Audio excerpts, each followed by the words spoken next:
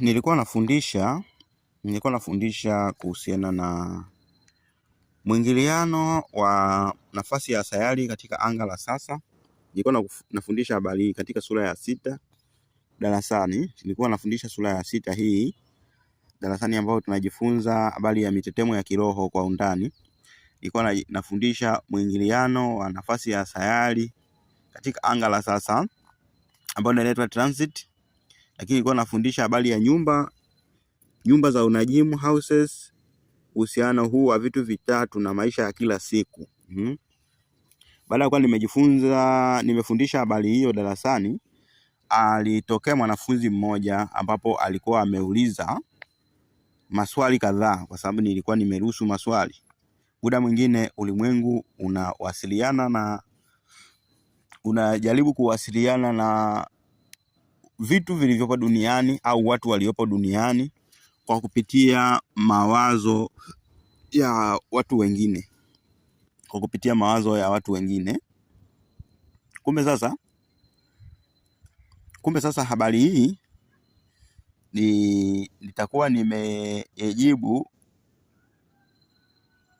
nitaijibu hadharani, kwa maana kile kitu kinachopita kupitia ufahamu wako kinaweza kikaja kwa makusudi ya ili wengine waweze kupata somo. Sasa tukisema tufanye katika hazira ndogo, inakuwa tena haipendezi, kwa sababu hapa ni kwa ajili ya kurudisha watu katika usawa na maadili asili. Basi nitaenda kuyajibu maswali haya hadharani. Mtu huyu ameuliza swali la kwanza, kwamba mimi najuaje, ameuliza kwamba najuaje ishara za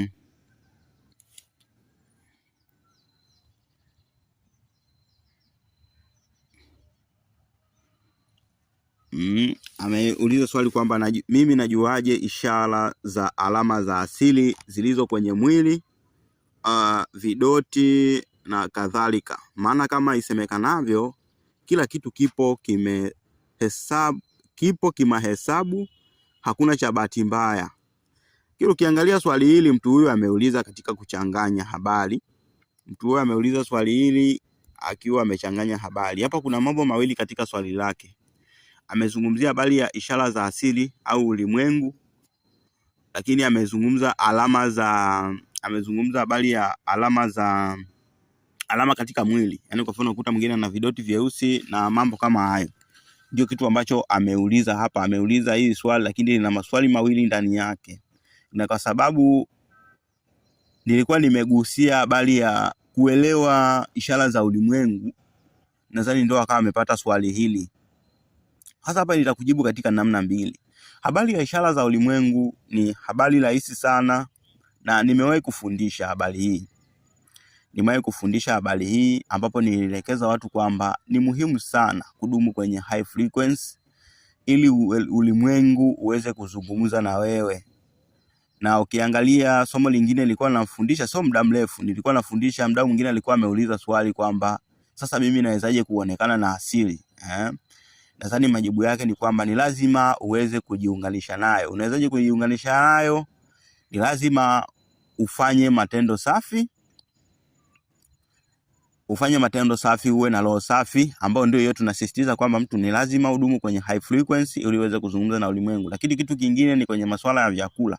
Ni lazima ujiunganishe na asili kwa kula vyakula vya asili, kwa sababu vyakula hivyo vimekuwa kiasili, vina asili ndani yake. Pale unapokuwa unavila, vinakuwa vinaiweka asili ndani ya mwili wako. Kwa hiyo matendo safi, kujumlisha vyakula, asili inaweza kukuona. Na moja ya ishara ambazo unaweza kuanza kuona katika maisha yako ni kukutana na watu namna isiyoeleweka. Unashangaa unakutana na mtu yupo kwa ajili ya kutatua shida yako, ukiwa uelewi kwa nini amekupata, yani kwa nini hadi amekuja, kwa nini mtu sahihi, kwa nini umepata mtu sahihi bila jasho.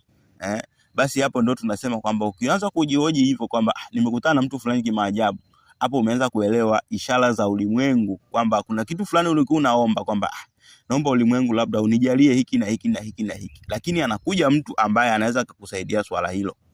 Mfano, mimi naweza nikawa nimekaa hapa kwamba hivi leo mimi nitafundisha nini? Lakini unaishangaa mwanafunzi mmoja wapo amenipigia simu, ananiuliza maswali kwa fujo sana. Kumbe kama unajua kuelewa ishara hizi, unakuja unaelewa kwamba okay, kile kitu ambacho nilikuwa naomba kwa ulimwengu, sasa ulimwengu umeamua kunijibu kwa vitendo. Huyu mtu amenipigia simu, lakini ukiangalia maswali anayoyauliza, yeye mwenyewe hajui kwa nini anauliza. Kumbe inakuwa ni notification kwamba fundisha hiki na hiki na hiki na hiki. Hiyo ndio namna ambayo nilikuwa naizungumzia habari ya ishara za ulimwengu. Hizo ni ishara za ulimwengu, lazima uweze kugundua. Na kitu hiki kitakuja ni automatic tu ukisha kuwa unafanya hivyo vitu viwili. Kuwa na roho safi, yani dumu kwenye high frequency kama nilivyokwisha kufundisha. Lakini vile vile habari nyingine ni ya vyakula. Siku hizi tuna vyakula vya aina nyingi, na tikiti la kisasa, tuna tikiti la kienyeji, tuna kuku wa kisasa, tuna kuku wa kienyeji. Kwa hiyo lazima uweze kujiposition sehemu nzuri. Tuna ng'ombe wa kisasa, tuna ng'ombe wa kienyeji hivyo. Kwa hiyo nikisema kujiwekea asili, unatakiwa unielewe kiurahisi namna hiyo. Lakini mdau huyu alikuwa ameuliza swali lingine. Alikuwa ameuliza swali lingine kwamba kwenye sayari naomba msaada wa kueleweshwa jinsi ya kusoma nyota na kueleweshwa kila kazi ya nyota na inavyomaanisha cha kufanya kwa mwongozo wa siku husika. Kwenye sayari naomba msaada wa kueleweshwa jinsi ya kusoma nyota na kueleweshwa kila kazi ya nyota na inavyomaanisha cha kufanya kwa mwongozo wa siku. Swali hili ameliuliza nalo limechanganya. Mtu huyu anahitaji kufahamu habari ya sayari. Hasa sayari za unajimu. Anataka kufahamu habari ya sayari za unajimu na zinamaanishaje katika siku husika. Lakini kitu kingine anataka kufahamu habari ya nyota. Amechanganya tu katika maelezo yake, lakini anamaanisha hivi vitu viwili. Kwa hiyo katika kuelewa sayari, nataka nikwambie kwamba ulimwengu huu kwa kweli una siri nyingi sana ambazo watu wengi hawazijui. Na wanaozijua siri chache wanaona kama wamemaliza kujua. Hata mimi mwenyewe sijui bado mambo mengi, ila ulimwengu una vitu vingi. Sisi tupo katika dunia hii, ni sayari ya dunia, sayari ya 3 kutoka kwenye jua. Ni sayari ya 3 kutoka kwenye jua. Na sayari hizi huwa zina tabia ya kuzunguka jua. Jua ndiyo nguvu ambayo sayari zinaizunguka.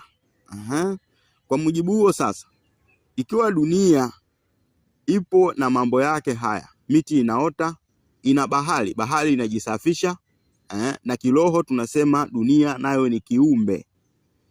Dunia ni kiumbe kati ya viumbe wa asili. Sio jiwe tu lililokaa ambalo halina uhai. Sayari yoyote ni kiumbe. Kwa jizia leo ufahamu hivyo. Na kama ni kiumbe, kila kiumbe huwa na tabia zake, na huwa na hatima zake, na huwa na mamlaka yake fulani ambayo anakuwa amepewa katika huu ulimwengu. Na usahihi wake ni kukaa kwenye majukumu aliyopewa. Yaani kuishi asili yake ndio usahihi wa sayari fulani husika. Kwa hiyo ukija kwenye swali la sayari kwamba unaomba kwa msaada wa kuelewa jinsi ya kusoma nyota. Kwanza tuelewe kwanza sayari. Sayari ni viumbe. Kwanzia leo fahamu habari hiyo, mambo mengine tutafahamu siku nyingine huko. Sayari ni viumbe, lakini habari ya nyota ulichokuwa unamaanisha ni kwamba unataka kufahamu habari ya nyota 12 za unajimu.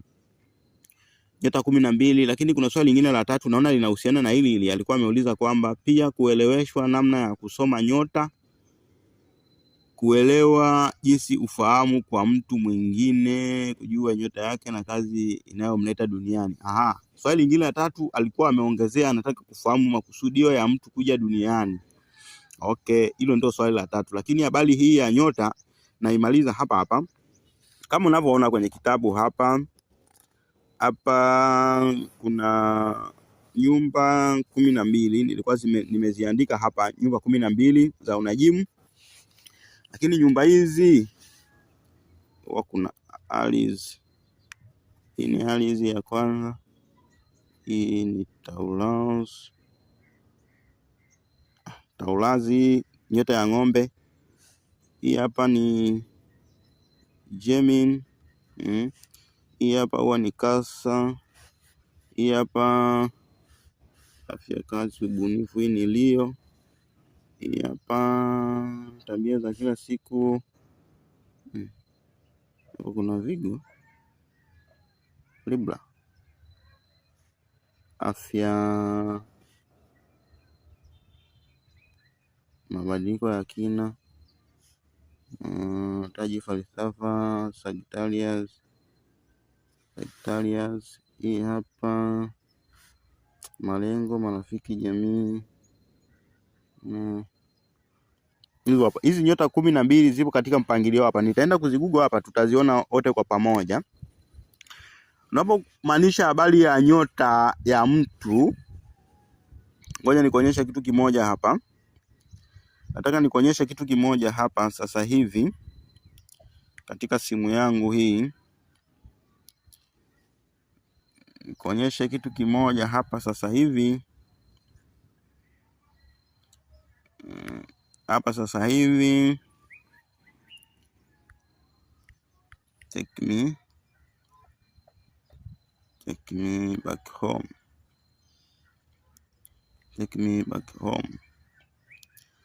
Nataka nikueleweshe kitu kimoja hapa ambacho unatakiwa kufahamu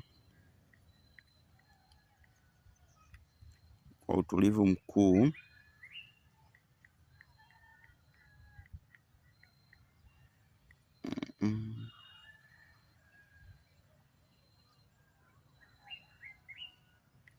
Horoscope.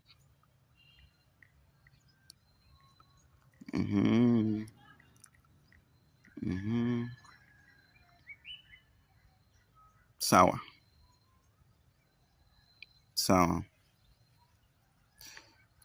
Ukiangalia hapa kuna hili dude. Nataka nikwambie ili ufahamu habari ya nyota ilianzia wapi na ilikuwaje. Kwa kifupi sana. Ukiwa mfuatiliaji wa elimu ya kiroho, na imani kwamba unakuwa mtu ambaye unafuatilia mambo katika sehemu mbalimbali.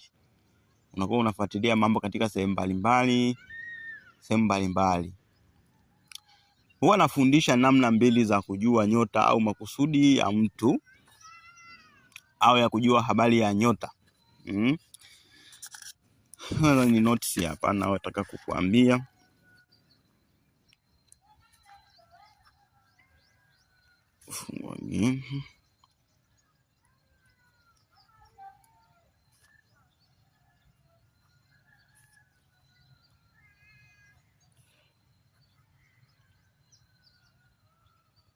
Sawa, habari ya kwanza ni kwamba nitakuwa kuelewa habari ya nyota. Habari ya nyota ni maendeleo ambayo yaliendelea kutoka zamani. Unajua kuna vitu vingine ni vya asili, haviwezi kubadilika wala haviwezi kuendelea. Ni sheria ambazo zipo hivyo hivyo. Sio kwamba eti zenyewe zinabadilika, bali watu wanazidi kuelewa sheria fulani ambazo zipo tu. Unakuta walielewa wakaishia hapa. Leo wakaja kugundua hiki, Kumbe kuna vitu vingine ni vya asili. Unajua asili ipo tu, kwa mfano kama maji, hapo tu ni maji hivyo hivyo. Bali ukianza kufuatilia au kujifunza tabia za maji, ndio leo utagundua tabia ya kwanza, kesho unaweza kugundua tabia ya pili, kesho kutwa unaweza kugundua tabia ya tatu, baada ya miaka 10 unaweza kugundua tabia ya 4 ya maji, baada ya miaka kadhaa tena unaweza kaja kugundua tabia nyingine ya maji. Vitu vya asili hivyo. Kwa vinakuwepo tu. Kwa hiyo watu sisi ambao tunajaribu kujiuliza maswali, ndio mtu mwingine anachukua hatua, anaanza kufuatilia habari ya vitu fulani. Watu zamani walikuwa na mahoroscope yale, walikuwa wanaangalia angani jinsi vitu vilivyojipangilia, na kuelewa vitu huwa ni mafunuo anayopata mtu. Unaweza ukafika wewe mwenyewe sehemu fulani ukasikia sauti na kuambia huu mti huu ni dawa, au ukasikia mtu mawazo ya ghafla unajisikia tu kwamba huu mti hapa ni dawa, lakini hujui ni dawa ya nini. Unaamua kuchuma kwamba ngoja nikaulize huko. Unafika huko unauliza, hujafika hata unakofika unakutana na mzee njiani. Unamsalimia vizuri. wazo linakuja tena, muulize huyu swali, huyu ni mti gani? Unamuuliza, eti baba, huyu ni mti gani? Anaanza kukuelezea kama mnajuana, anaanza kukuelezea vizuri sana kama mmejuana. Wewe unajua hapo kinachokuwa kimeendelea ni kitu gani? Ndio kama hivyo. Watu walikuwa wanajaribu kujiuliza maswali, lakini ulimwengu ukawajalia maarifa ya kuzingatia mambo ya angani. Kwa hiyo ukajikuta wanazingatia mambo ya angani kwamba okay, kumbe mtu akizaliwaga tarehe kama hii, ile nyota ikiwa inaonekana pale hivi na hivi, maana yake huyu mtoto atakuwa na tabia hizi na hizo. Akawa na rekodi taratibu. Hayo maendeleo yakaendelea mpaka sasa hivi tulivyo, watu wanaweza kukalkuleti mpangilio wa magimba yaliyopo angani. Ndio hizi nyota tunavyosema, jinsi ya kujua nyota katika namna ya kisayansi, yani niseme namna ya kisayansi ya kusoma. Hiyo ni kitu cha kwanza nataka nikwambie. Hiyo ni namna ya kisayansi ya kutaka kudhihirika kwa macho. Lakini kuna namna ya kuelewa kutoka ndani. Habari ya historia ya nyota ndio ipo hivyo, imekaa hivyo. Habari ya usasa, yani hicho ni kisasa ninachokwambia. Hicho ni kisasa ambacho ndio kimeleta na teknolojia, kimeleta na mambo mengine. Yani kutaka kubadilisha yale mambo ya asili kuyaleta kwenye udhihirisho, ili hata kama yule mtu ambaye hana elimu, hana ufahamu, hana connection na asili aweze kusoma mahali aelewe. Kwa sababu mwingine sio lazima asome hapo aelewe. Mwingine anajua tu, yani bila hata kusoma.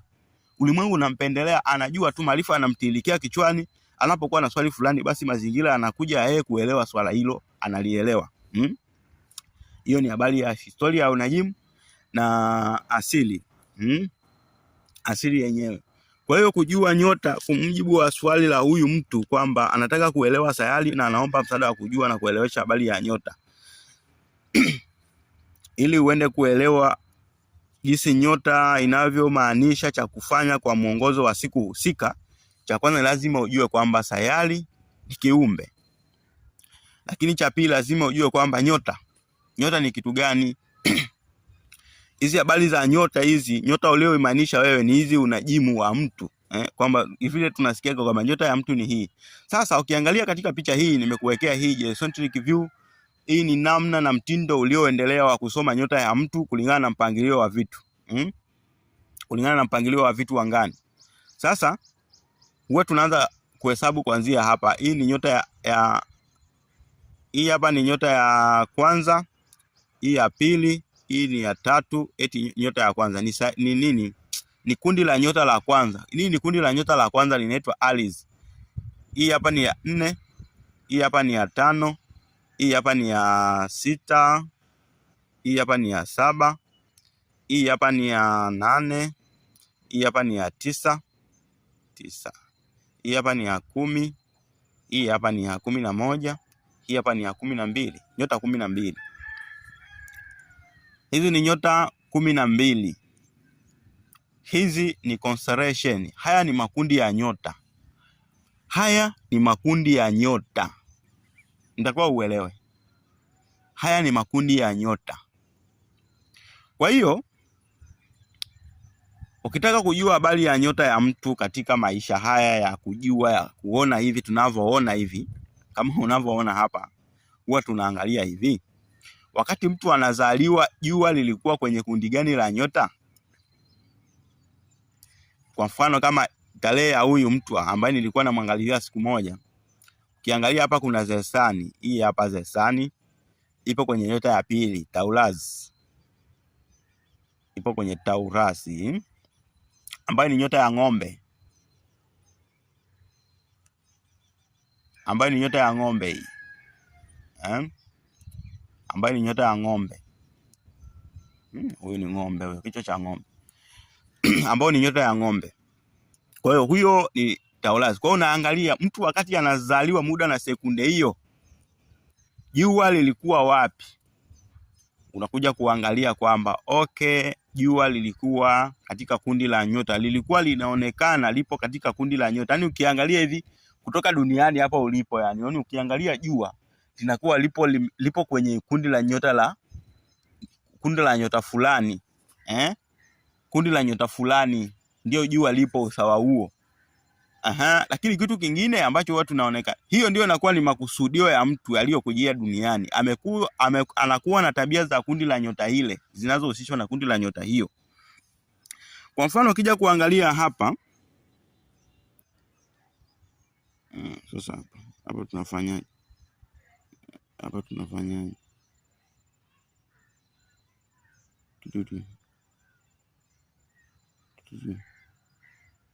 sawa.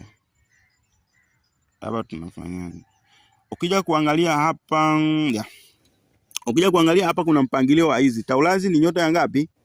Ni nyota ya pili. Kumbe lile kundi la pili la nyota lina tabia gani? Hili kundi la nyota lina nguvu zinazohusiana na fedha, lina nguvu zinazohusiana na kujithamini, lina nguvu zinazohusiana na mali. Na msimamizi au kiongozi wa kundi hili la nyota ni sayari ya Venus hapa duniani. Venus ndio kiongozi wa kundi hili la nyota. Venus, sayari ya Venus. Sayari ya Venus ndio kiongozi wa kundi hili la nyota ambayo inahusiana na fedha, kujithamini na mali. Sijui umenielewa? Hapo?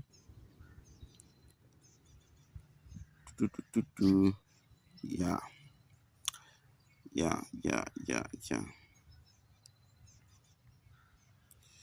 Unaona? Kwa hiyo hivyo ndivyo jinsi ilivyo. Taurus kwenye kundi la pili la nyota ndio huyu mtu alizaliwa, ambapo ilikuwa ni tarehe ngapi hapo? Alikuwa ni Mei tarehe 5 mwezi wa 5 mwaka 2003. Huyu mtu aliyezaliwa hapa alikuwa na nyota ya ng'ombe. Hiyo nyota ambayo ndio wanakuambia kwamba ni nyota ya utajiri. Watu wenye nyota ya ng'ombe ni watu wenye utajiri, kwa sababu kiongozi wao ni sayari ambayo inasimamia fedha, kujithamini na mali. Umeona? Ndio kiongozi wa kundi hili la nyota. Kwa mtu anayezaliwa hapa anakuwa na filika hiyo, anakuwa anathamini vitu, yeye anajua vizuri thamani, anaweza kujua thamani ya kitu vizuri, Kwa mtu anaweza kujiuliza kwamba sasa thamani ya kukua fedha walikuwa wanajuaje kama ng'ombe tumuuze thamani hii? Watu wa zamani walikuwa na maarifa, walikuwa wanajua nani anaweza kupanga bei ya kitu. Wanamchukua mtu mwenye nyota kama hii. Basi vitu hivyo anakuwa navyo tu automatic. Ulimwengu umemjalia. Anaweza kusema thamani ya kitu na ikadumu miaka na miaka. Watu wakaenda na hiyo thamani, Lakini kitu kingine wanachokiangalia kwamba kumbuka hiyo inakuwa ni tabia ya mtu ya maisha yake yote, anakuwa hivyo. Lakini tunaangalia hiyo dunia wakati huo ilikuwa kwenye kundi gani la nyota? Yaani wakati huo unazaliwa, dunia ilikuwa kwenye kundi gani la nyota? Basi utakuja kugundua kwamba labda ilikuwa kwenye kundi fulani, Labda ilikuwa kwenye kundi fulani la nyota. Basi unakuta mtu amezaliwa ana nyota ya ng'ombe, lakini utakuta kama dunia ilikuwa kwenye muonekano wa Leo, Kama dunia ilikuwa kwenye Leo, hiyo wanasemaga mid heaven, mid heaven wenyewe wanaitaga mid heaven. Kama alikuwa kwenye kama amezaliwa yupo kwenye ng'ombe, mlango wa pili, yupo kwenye ng'ombe, lakini dunia wakati anazaliwa dunia ilikuwa kwenye Leo, kwenye Leo kwa mfano. Basi mtu huyu anakuwa ni mtu anayethamini mali, lakini ana muonekano wa kibunifu sana, ni mtu mbunifu sana, Kwa sasa unapokuja kwenye swala la kuelewa nyota, sio elimu ambayo mtu unaweza kaelewa siku moja. Siku moja kwa kujadili sentensi mbili ukasema nimeelewa kusoma nyota. Ni kitu ambacho kipo complicated na unahitaji kukuelewa. Na ili kuelewa, kitu cha kwanza lazima uweze kufahamu kwamba sayari ni viumbe, lakini vile vile lazima ujue kwamba nyota hizo wanazosema nyota ni makundi ya nyota yaliyoko angani. Na nikisema nyota ni kiumbe, maana yake ni kiumbe ambacho kinakuwa ni kikubwa, kama vile ambavyo mkiwa mnapigana mnamheshimu yule mtu mwenye nguvu. Kwa hiyo ni mamlaka inayoheshimiwa ya kitu fulani. Ndio ninachomaanisha. Yaani ni mamlaka ya fedha, kujithamini na mali kubwa kuliko zote tukiwa hapa duniani. Yaani ndio nishati ya thamani iliyopo karibu na sisi hapa sasa hivi. Sio kama eti hakuna nishati zingine za mali na nini. Zipo, ila sasa ziko mbali. Nguvu ambayo iko karibu na sisi, kiumbe ambaye anaweza kutumia nishati yake katika mambo ya kuthamini, mambo ya mali, mambo ya nini, ni huyu Venus. Habari ndio hiyo. Kwa hiyo huyu ni kama Mungu sasa, ni Mungu wa mali na fedha na nini. ndio inayosimamia hivi. Hii ndio sayari inayomiliki mitetemo ya fedha na maisha na kujithamini na uzuri na urembo na kupendeza. Hii sayari hii inaitwa Zuhura kwa Kiswahili. Lakini jambo moja kubwa ambalo nataka kulizungumza kwamba hapa ni katika jinsi ya kujua sasa, ni tunajifunza mantiki, lakini kiroho unajuaje kiroho? Unakuta mtu mwingine amesahau tarehe za kuzaliwa. Amesahau tarehe za kuzaliwa. Hajui alizaliwa lini wala alizaliwa wapi. Anawezaje kujijua? Na anawezaje kujua kusudi la maisha yake? Hili lilikuwa ni swali la tatu. Hili lilikuwa ni swali la tatu la huyu mtu. Mtu anawezaje kujua? Hajui tarehe, hajui nini. Unawezaje kujua? Je, asili imekutupa kiasi hicho? Ina maana asili haikujali kiasi hicho kwamba kujua wewe ni nani mpaka wewe unajua tarehe. Kumbe sio kweli. Sio lazima wewe unajua tarehe. Unaweza kufahamu wewe ni nani kwa vitendo vichache tu. Lazima uishi ukidumu kwenye high frequency, lazima ujidumu kwenye asili. Ukishafanya hivyo, maji huwa yanaenda bondeni siku zote. Kwa hiyo roho yako itaanza kuishi maisha yake pale unapokuwa unaishi kwenye high frequency, maisha ya uungu.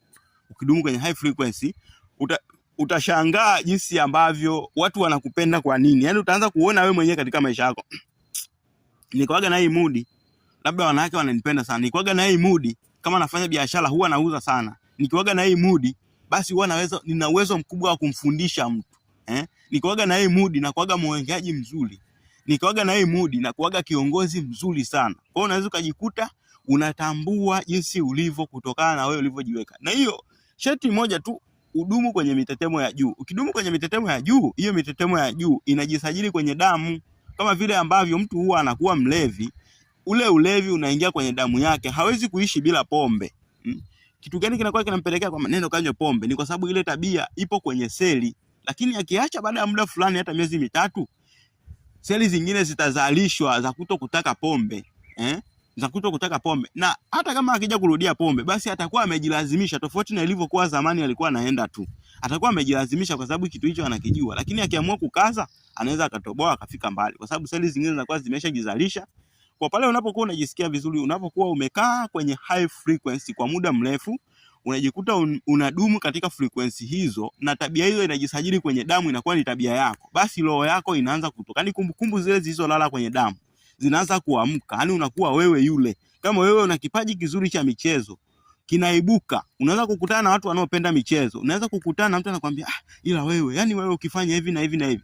Na yule anayekwambia hivyo sio kwamba anasema kwa sababu ni yeye. Unakuta muda mwingine roho amemvamia ili wakwambie wewe hivyo. Sio mara zote mtu anapokuambia kitu anakuambia kwa sababu yeye ametaka. Yaani unakuta tu roho amemvamia ili wakwambie wewe, kutokana na kwamba wewe ni mwema, wewe unaishi matendo ya kiungu.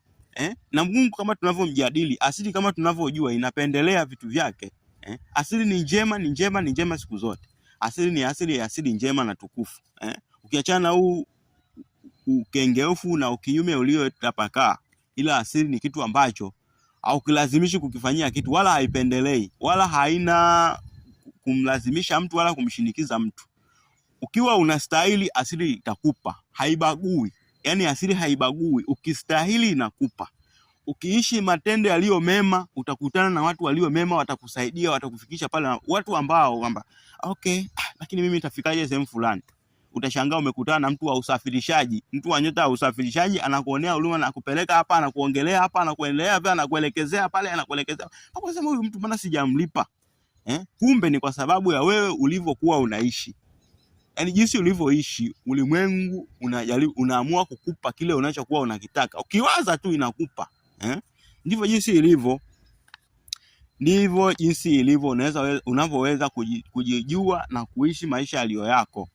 Lakini swali lingine la mwisho ambalo nitalijadili hapa, huyu mdau alikuwa amesema kwamba anataka kuelewa hizi sayari inavyomaanisha, yani inamaanisha ufanye nini kwa mwongozo wa kila siku. Ukiwa hapa duniani, kitu cha angani kilicho karibu na sisi huwa ni mwezi. Mwezi ndio mfungua geti wa nguvu za ulimwengu, vitu vingine vilivyoko mbali huku, mwezi. Kwa viumbe wengine ni nguvu zao huwa zinaangalia mwezi uko wapi, yani ile ndio majira yenyewe ya nguvu husika. Lakini vitu hivi nitakwambia kwa ufupi kwa sababu siwezi kuvifundisha hadharani, na hata ukinipigia simu au ukinitafuta siwezi kukufundisha mpaka nijidhihirishe wewe kuhusiana na wewe. Ni vitu ambavyo ni vya siri, na hizi ni siri ambazo huwezi kumkabidhi kila mtu, kwa sababu hata serikali yenyewe inadhibiti matumizi ya bunduki, kwamba bunduki ni kitu cha hatari. Pale unapomkabidhi kila mtu inaweza katokea maafa kutokana na mihemko ya mtu. Kumbe wale wanaoruhusiwa kupata silaha wanapewa masharti fulani wanakuwa wanayafuata. Kwa mtu huwezi ukapewa baadhi ya vitu vingine, kwa sababu ni vitu vinavyofanya kweli. Kwa hiyo ni lazima uendelee kuishi katika kustahili. Pale ambapo utakuwa umestahili, hata kama sio mimi, ulimwengu utakupa mtu wa kukufungulia hicho kitu. Hiyo ndio nitakuwa kukuambia leo, kwamba ili ujue nini cha kufanya kila siku, ni lazima uweze kudumu katika roho safi na matendo mazuri. Ni lazima uweze kujiunganisha na asili, ule vyakula vya asili, ufanye mambo ya asili, uachane na usasa na uzungu. Hapo ndipo ambapo asili inaweza kukujalia kile unachokitamani katika akili yako. Ni lazima uweze kuthamini vitu. Uache kusema kwamba huyu namfanyia hivi kwa ajili ni ndugu yangu, badala ya kumfanyia mtu kwa sababu anastahili kufanyiwa. Yaani usiishi na watu kwamba kwa sababu ndugu yangu, kwa sababu ni rafiki yangu. Mtu yote anayestahili kufanyiwa, haijalishi unamjua au humjui, mfanyie wema. Mfanyie wema. Siku moja umefuata kwenye mizunguko yako, umepata hela kuliko siku zingine. Hivi kwa nini usichukue hata kifungu kidogo ukamsaidia mtu barabarani? Yaani hata kama tu anajifanyisha, wewe timiza wajibu wako tu. Muda mwingine watu kama hao wanakuwa wameshukiwa na roho. Unajikuta roho ilikuja kukujaribu kile ulichopata. Je, una shukrani? Shukrani sio kusema asante, sio kusema nashukuru. Shukrani ni vitendo. Je, una shukrani? Hicho ulichokipata wewe, una moyo wa shukrani? Unakutana na chizi, kaka naomba hela, unanyima. Alafu siku hiyo umepiga malundo kweli kweli, yani umepiga masapampa, yani mabulungutu haya. Kwa hiyo hivyo ndivyo jinsi ilivyo, na ndivyo unavyotakiwa kuelewa. Niwatakie wakati mwema, lakini kwa maarifa zaidi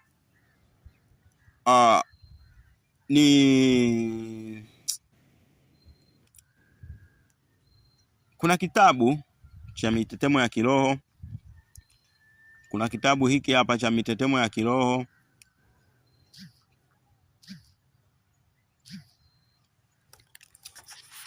Kitabu cha Mitetemo ya Kiroho hiki hapa. Hichi ni kitabu cha Mitetemo ya Kiroho. Kitabu